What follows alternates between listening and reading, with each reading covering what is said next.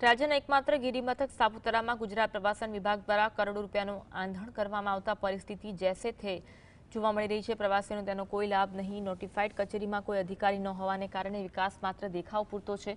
અંદાજિત 6 કરોડ રૂપિયાના જંગી ખર્ચ નિર્માણ પામેલ સનરાઈઝ પોઈન્ટ અને આજે નોટિફાઈડ વિભાગની ઘોર બેદરકારી અને જાળવણીના અભાવે ખંડેર હાલતમાં ફેરવાઈ રહ્યું છે। જ્યાં સૂર્યોદયનો અદ્ભુત નજારો જોવા માટે પ્રવાસીઓ દૂર દૂરથી આવે છે, તે સ્થળ પર મૂળભૂત સુવિધાઓનો પણ અભાવ જોવા મળી રહ્યો છે। સનરાઈઝ પોઈન્ટ સુધી પહોંચવાનો મુખ્ય માર્ગ અત્યંત જર્જરિત અને ખાડા ટેકરાવાળો બની ગયો છે। અહીંયા વિકાસ માત્ર કોન્ટ્રાક્ટરો માટે થતો હોય તેવું જણાતા સ્થાનિક વેપારીઓ અને રહીશોમાં તંત્ર સામે આક્રોશ ફેલાયો છે। અધિકારીઓ અને આ નેતાઓને ફક્ત રિબિન કાપવા માટે આવવું છે, એનું લોકાર્પણ શા માટે નથી થતું?